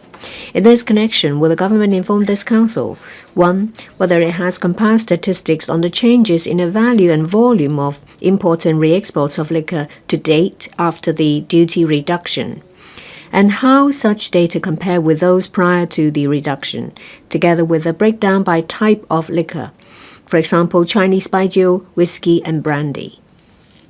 2. According to the government, the duty rate reduction on liquor aims to develop Hong Kong into a trading hub for high-end liquor so as to boost the growth of other industries such as catering, hotel, logistics, and warehousing. Whether the government has assessed if the policy has achieved the expected effects, whether the government will consider a further rate reduction, if so, of the details, if not, the reasons for that. And 3.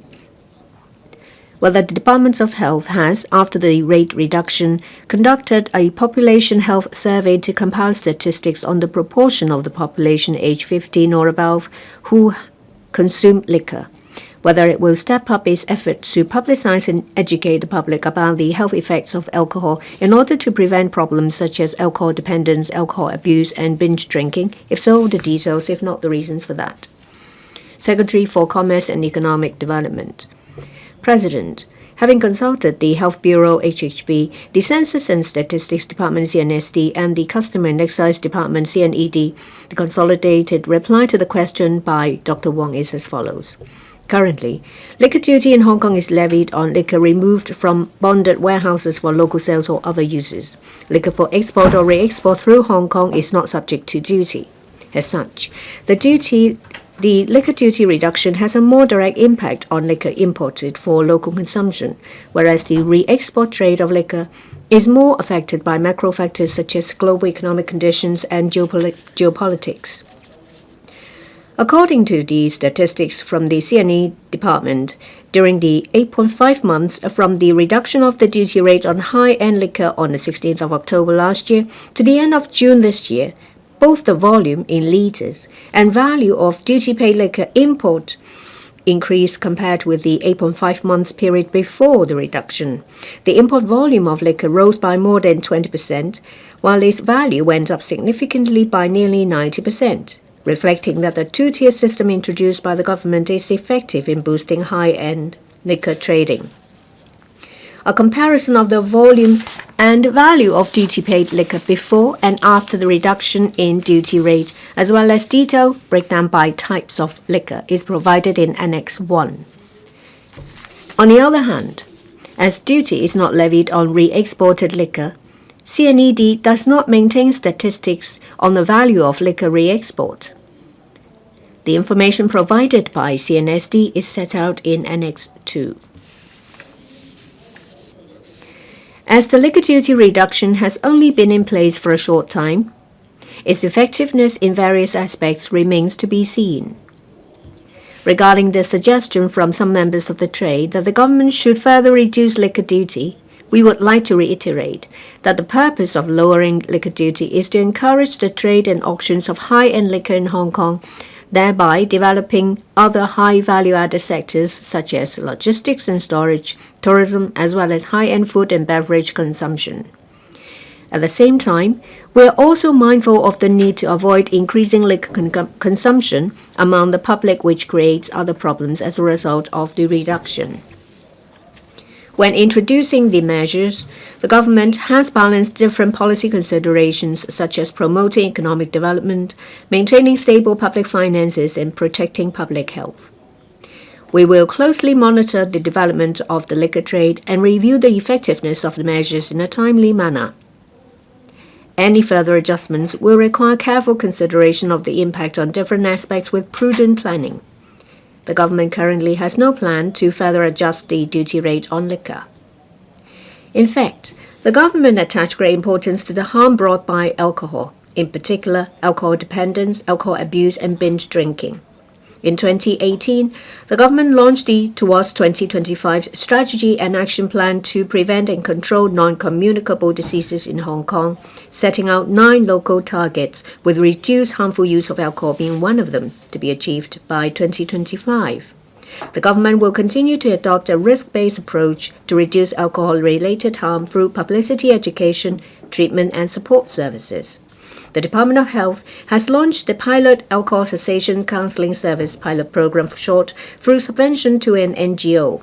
The pilot program was launched on the 8th of April last year for 2 years to provide free counseling service in Hong Kong residents identified to have probable alcohol dependence.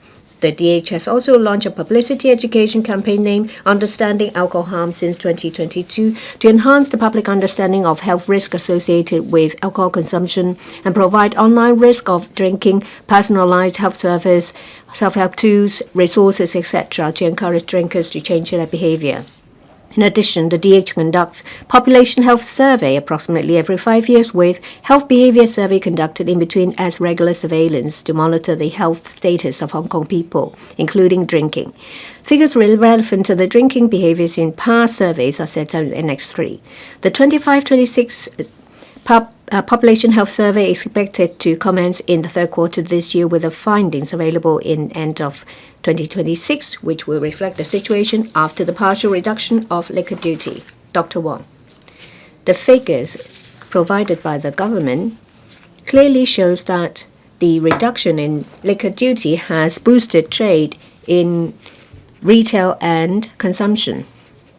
The Secretary has visited France and Scotland about the international trade of liquor. My question is whether the government will organize annual dedicated fairs of high-value liquor with the Trade Development Council to arrange for vendors to stage sales and events in Hong Kong? Secretary. The TDC, Trade Development Council, will make use of its global network to attract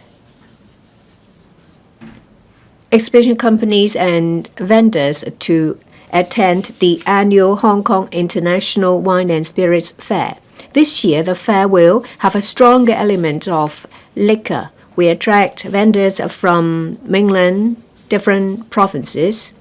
In addition, we also organize seminars, talks, sommelier activities, as well as competitions. On one hand, we want to establish a platform for Chinese baijiu to go global. On the other, we want to assist international liquors to tap into the mainland and the local market. Let me give you more example. Last year, we have attracted participants over 20 regions and countries, amounting to about 600 vendors. There are about 150 of them, that is, a quarter of them, sell liquor and baijiu. In terms of buyers, last year we've attracted buyers from over 8,200 buyers from a large number of areas, that is, over 60 regions. So when it comes to promoting the market, we are playing an active role. Some further information. In addition to the work of the TDC, the government makes use of mainland offices, ETOs, as well as Invest Hong Kong to promote the liquor market in Hong Kong, to showcase advantages in Hong Kong after the liquor duty reduction. The ETO in Brussels, the ETO in London, and mainland offices have organized seminars inviting relevant trade participants to participate in events, including fair of wine and liquor. As we've said, our secretary has gone to France in June to promote our businesses. There is a vendor that is actively considering coming to Hong Kong to attend our fair. In March this year, our secretary has met with the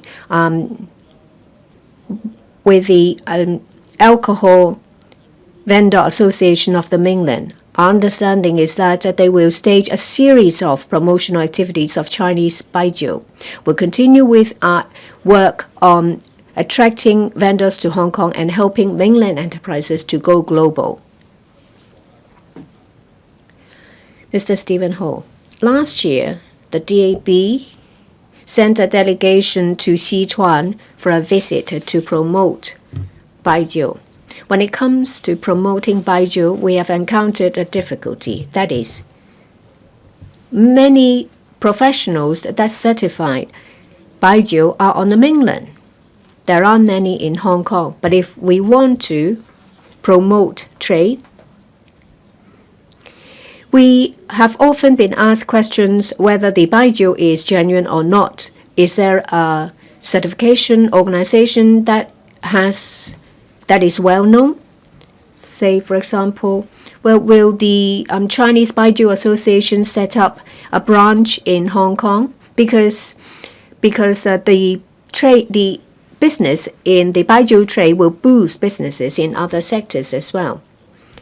Well, our Council of Certification and Quality Assurance has a certification program for baijiu. We reach out to different associations. We also reach out to organizations that would like to launch their products globally. In Hong Kong, we meet with professional bodies in Hong Kong and also our Council of Certification and Quality Assurance to follow up on our work. Dr. Ho Yi Lee. I would like to ask some questions about logistics and warehouses. My observation is that these activities play a bigger role after the reduction. The government said that there is no statistics in relation to re-export. Will you include the data in your statistics? Are there any policy support from the government to promote the development of logistics and warehousing of liquor? We want to promote trade in liquor. At the same time, we want to boost the development of other high-end sectors, say, for example, bonded warehouses, logistics, and other warehouses.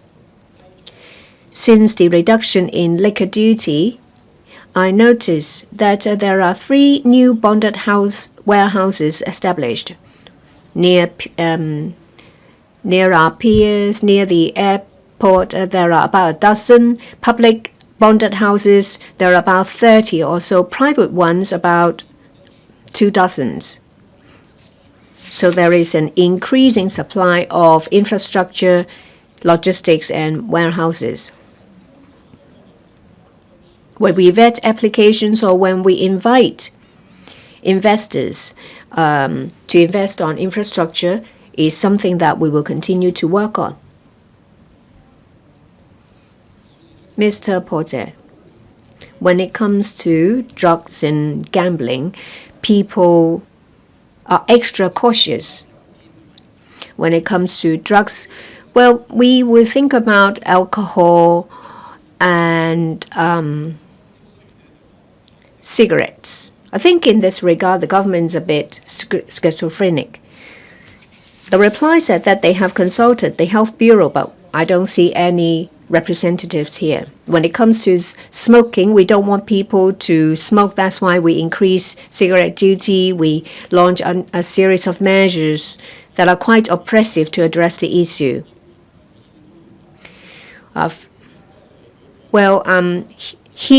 Heated cigarettes is also heated tobacco products is also prohibited. But it's not the same treatment when it comes to alcohol.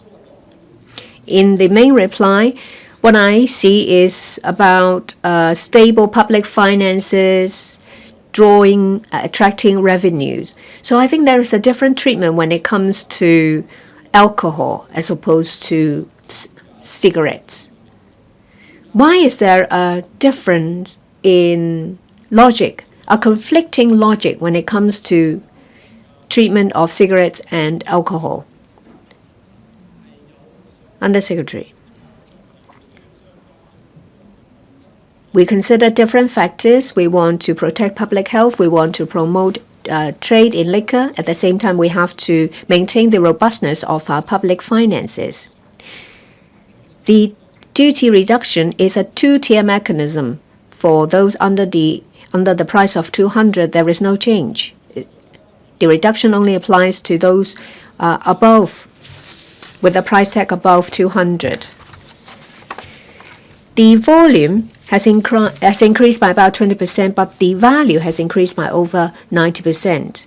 It shows that our goal has been achieved. We want to attract cognac, whiskey, Chinese baijiu, that is high-end liquors, for them to be auctioned and traded here, which will boost the businesses of related sectors. We'll continue to launch our publicity education campaign to remind the public not to excessively consume alcohol.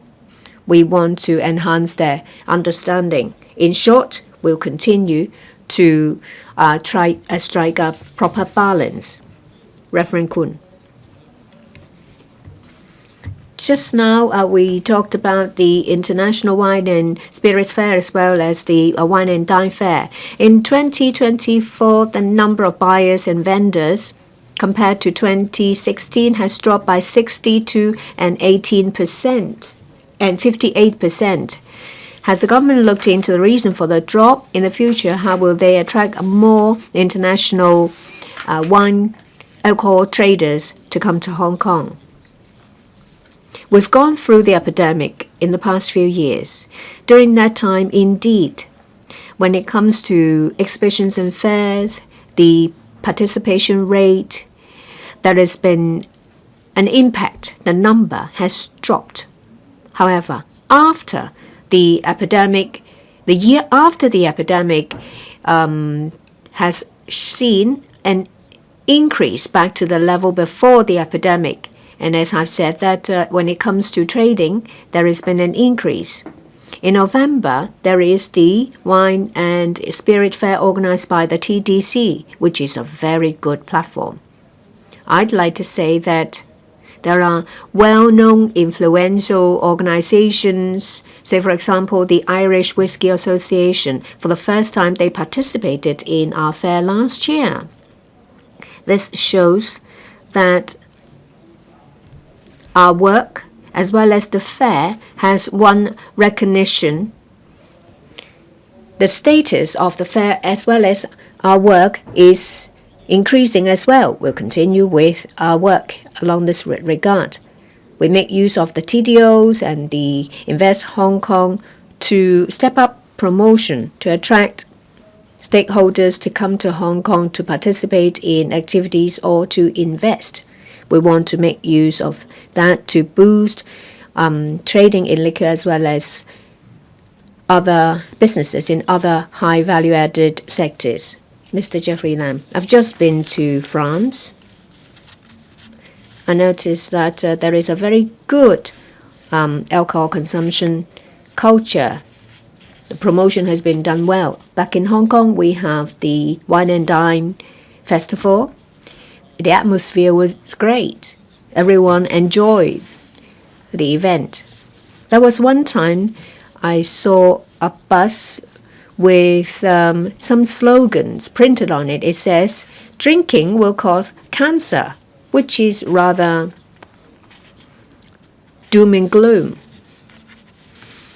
The government aims to promote trading in liquor as well as businesses in other sectors. How will the government strike a balance when it comes to publicizing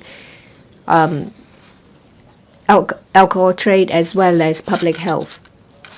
I do notice that in the past few months that there has been more alcohol fair, wine and spirits fairs, especially liquor. The response from the trade is positive. With regard to protecting public health, the relevant departments and policy bureaus will continue with their public education and publicity campaign to enhance public understanding. As I said, before any policy is launched, we will need to balance the policy objectives of various aspects. Say, for example, in our perspective, we have to promote trade. And when it comes to the FSTB, they have to ensure financial soundness. At the same time, we need to strike a good balance when it comes to protecting public health. We will gauge the effectiveness of our measure to see if there is any further improvement needed. Mr. Lai Tong Kwok. In the reply, it is said that the goal of the liquor rate reduction is to promote trade and auction of high-end liquor, which in turn boosts tourism. We see that there is an increase in volume by 21% and by value 86%. But you have not told us that as at today, what actual effectiveness has the reduction brought? You have done a lot of work, and the figures has registered a slight increase. But what about the actual effectiveness? It's still blank. Can you tell us, Secretary, what is your assessment based on the figures you have? In 2024, the number of enterprises related to alcohol is 2,130, an increase by 110 compared to 2023. A lot of people in the trade have organized more sales activities, which boosts business in other areas. According to the annual report of an auction house in 2024, Hong Kong ranks second when it comes to the global liquor market. In the past 8 months, we have seen the volume of sale and auction increase. As I said, that the measure has effectively promoted trade in high-value liquor, which in turn boosts businesses in other high-value-added sectors, say, for example, auction. Last question seeking an oral reply, Mr. Gary ZHANG. Thank you, President. The MTR Corporation Limited launched in August 2023 the same-day flexi-trip arrangements for passengers traveling between Hong Kong West Kowloon Station and Futian Station of the Guangzhou-Shenzhen-Hong Kong Express Rail Link. The service has been extended to include train trips running to and from the Shenzhen Bay Station since 18th of March last year. In this connection, will the government inform this council: 1. Whether it knows the current number of flexi-trip applicable train trips, its percentage the total number of train trips running via Futian Station and or Shenzhen Bay Station, and the average proportion of passengers utilizing flexi-trip among such train trips. 2. Whether it knows the average occupancy rates of flexi-trip applicable train trips during weekdays, weekends, and public holidays, respectively from August 2023 to 17th of March last year, and from the 18th of March last year to the present. And 3. As it is learned that the Guangzhou-Shenzhen Intercity Railway fully implemented the electronic ticket, valid once throughout the ticket date services in March this year, allowing passengers who have purchased their tickets to travel on trains of the same direction and of the same class throughout the ticket dates without having to alter tickets. Whether the government will require the NTRCL to study applying this ticketing model to flexi trips so as to facilitate passenger travel. If so, the details, if not, the reasons for that. Secretary for Transport and Logistics. President, since the commissioning of the Hong Kong section of the Guangzhou-Shenzhen-Hong Kong Express Rail Link, or XRL, on the 23rd of September 2018, the Hong Kong SAR government and the operator of the XRL Hong Kong section, that is the MTRCL, have all along been committed to enhancing the services and operational arrangements of the XRL, with a view to fully realizing its socio-economic benefits and the advantages of interconnectivity with the national high-speed rail network. The XRL Hong Kong section connects with the National High-Speed Rail Network, which currently spans over 47,000 kilometers. The number of mainland destinations directly accessible from the West Kowloon Station has more than doubled, from 44 in the initial commissioning to 96, including 11 short-haul destinations and 85 long-haul destinations. The number of train trips operated per day has also increased from 166 in the initial stage to at least 208 currently.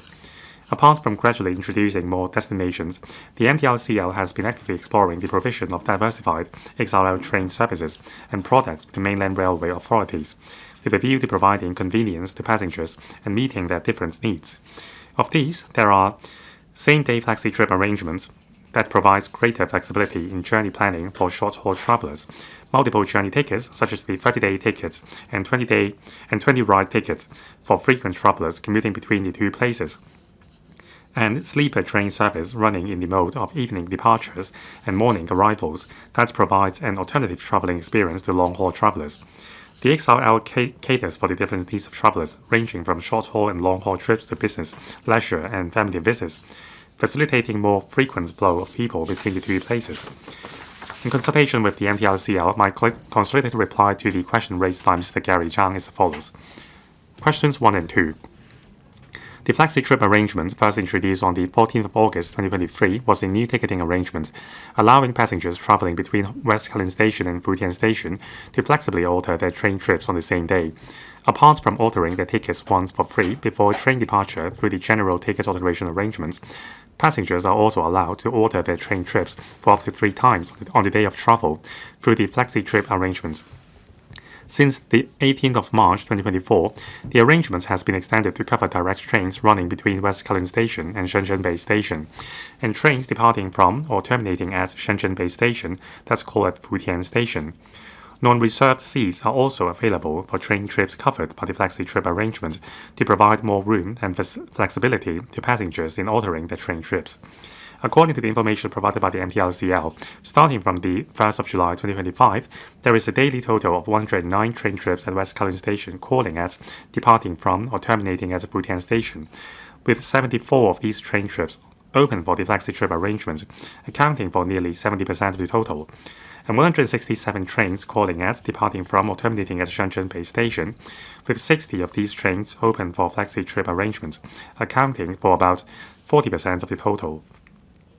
Overall, Flexi-trip arrangements is applicable to a total of 98 train trips. Based on the MTRCL's assessment, after the introduction of the Flexi-trip arrangements, the overall patronage of the relevant train trips has increased, suggesting that Flexi-trip arrangements is one of the factors attracting more passengers to take the XRL. The average loading of the Flexi-trip arrangements applicable train trips was about 40% for the first phase, and remained at a similar level after the extension of the arrangements to Shenzhen Base Station in the second phase, among which the related loading was nearly 60% on average during weekends and public holidays. Of the train trips applicable for Flexi-trip arrangements, passengers using Flexi-trip arrangements account for an average of nearly 10% of the total patronage of these trips. Part 3 of the question.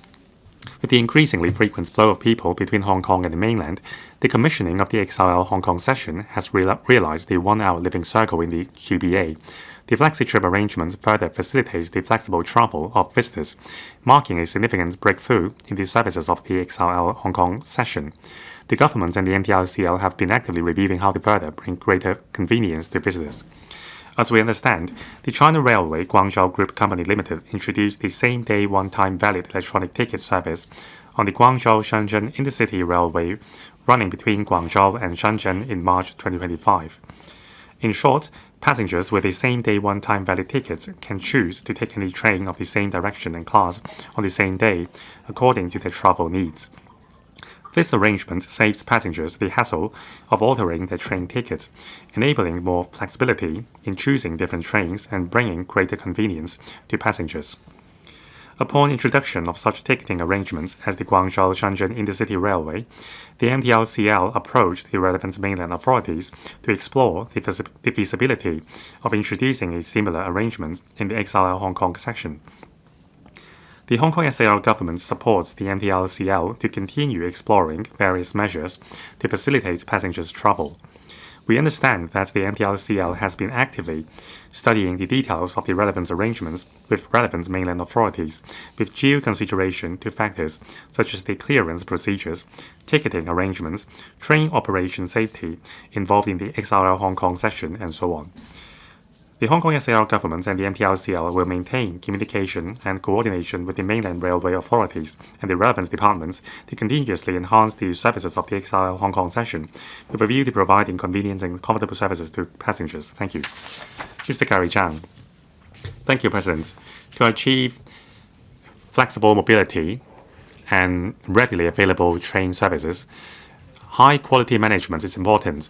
Now, there are more and more passengers using the XRL services. There are a lot of queues, but there is still a gap between the patronage and the target, that is 50%. So will there be plans to enhance the facilities to make the service more convenient? Secretary. Thank you, Mr. Gary ZHANG, for your question. Indeed, many members have reminded the MTRCL to enhance the arrangements inside the station to offer maximum convenience. The daily patronage of XRL is 80,000.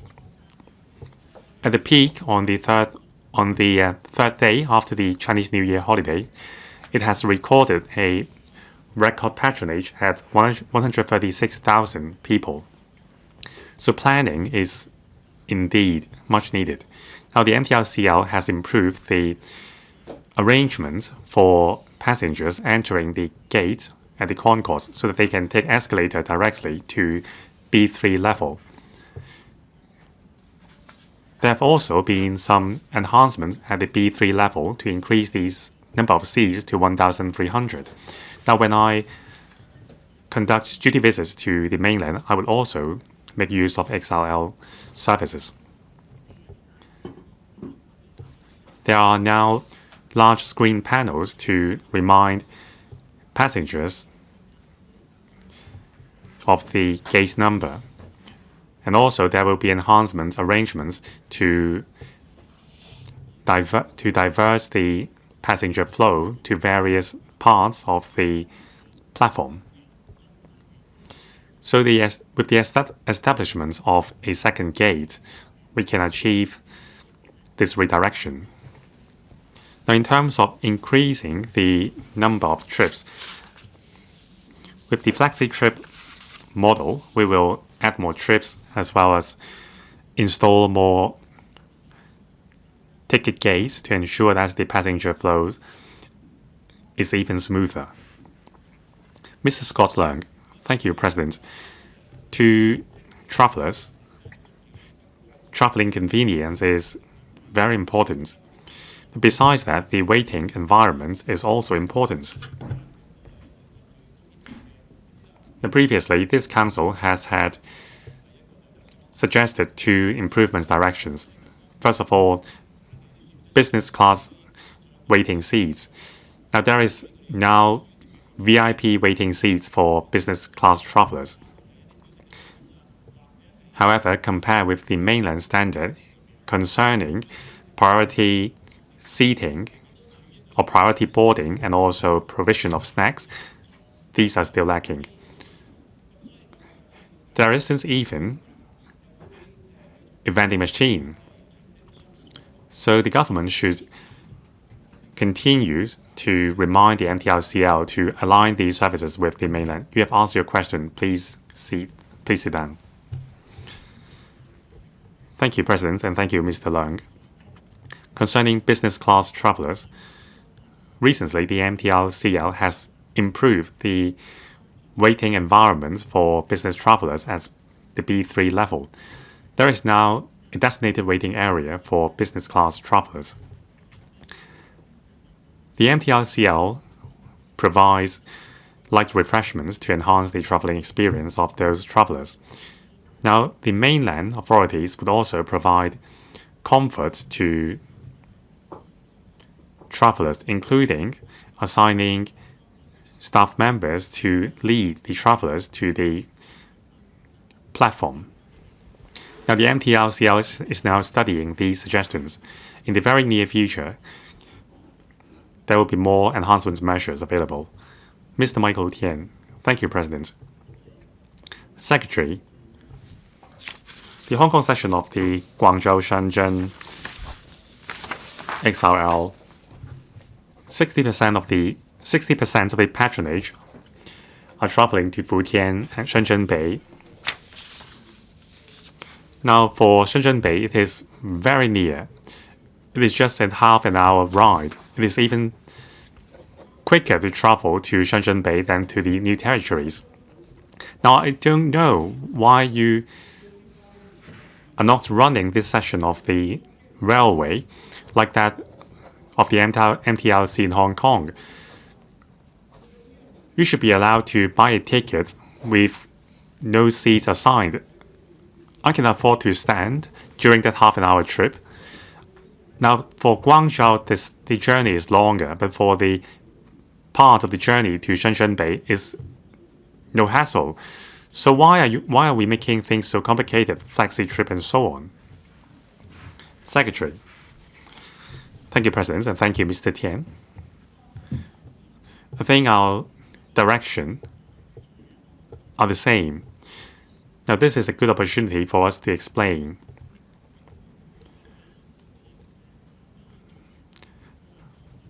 The Flexi-trip. And previously, there were complaints about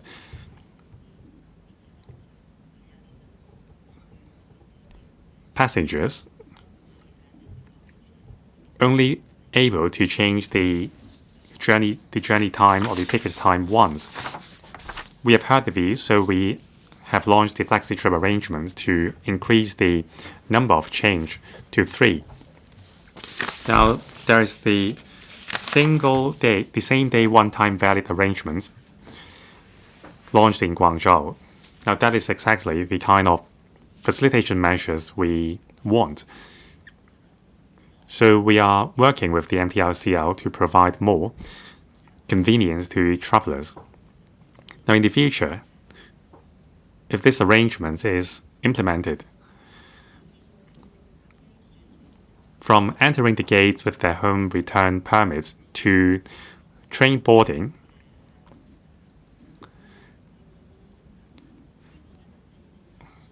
depending on the availability of seats in the train, the passengers can start the journey easily and flexibly.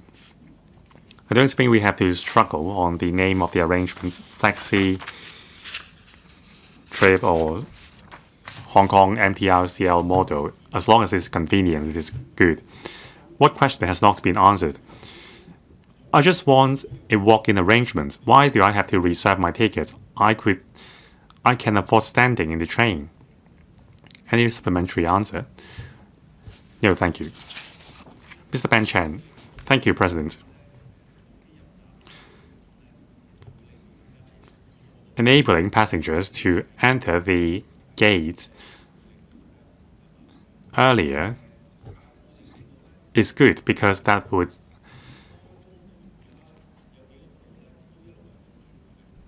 make passengers less hectic. Now, at present, there are many shops which are closed. If there are fast food restaurants or some shops near the concourse, then the passengers would feel more relaxed because they can relax or have a cup of coffee in the waiting area. So why aren't the shops in the concourse opened? Secretary. Thank you, Mr. Ben Chen. I think this question is worth exploring. Now, after entering the gate, passengers would find themselves in the mainland section of the port.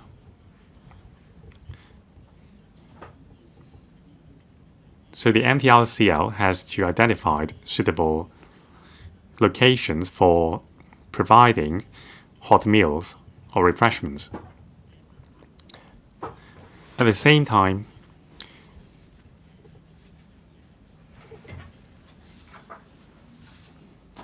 that part of the station is run by the mainland authorities, so we have to study the relevant laws and provisions, and we have to discuss it with the mainland operators.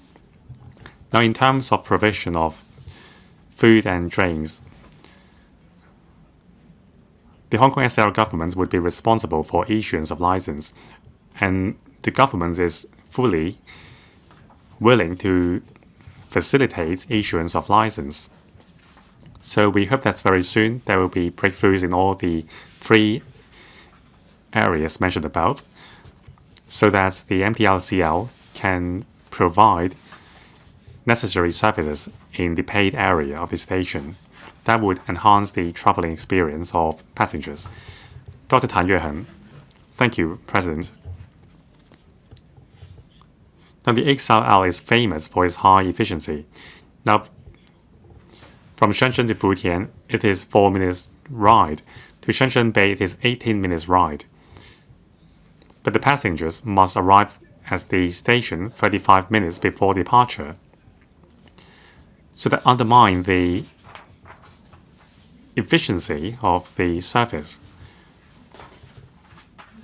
So there should be a homogenized operational model. Now, from West Kowloon, can passengers enter via the West Kowloon station and wait at a platform in Shenzhen? Secretary. Thank you. Now, among the 80,000 passengers of the XRL daily, 70,000 of them are short-haul travelers. Now, Futian and Shenzhen Bay stations are the major destinations of these short-haul travelers. Now, the suggestion you mentioned, we will keep an open mind. More importantly, a balance has to be struck between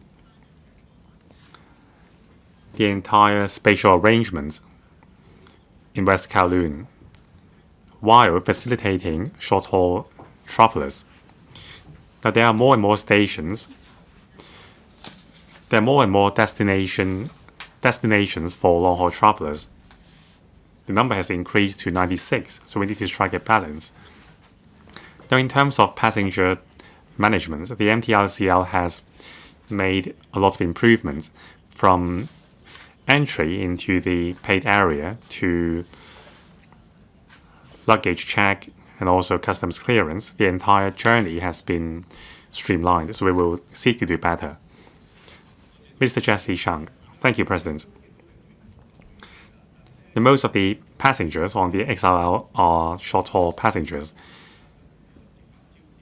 Now, the sleeper train services has been launched between Hong Kong, Shanghai, and Beijing. It is very popular. So has the government or the MTRCL tried to have more sleeper train services to other places like Xi'an and other cities even further away? Secretary. Thank you, Mr. Chiang, for your questions. Since the sleeper train services have been launched between Friday and Monday from West Kowloon to Shanghai and Beijing, we have seen an increase in demand for sleeper train services. It has been very well received. So riding on the positive experience, we will explore with more municipal governments to arrange more destinations for the sleeper train services. Now, for the two routes to Shanghai and Beijing, since the launch, there are even calls for arranging for sleeper train services during weekdays instead of just weekend. So in terms of passenger demand, we will gauge whether we can strike a balance and deploy more sleeper train trips. 首讀。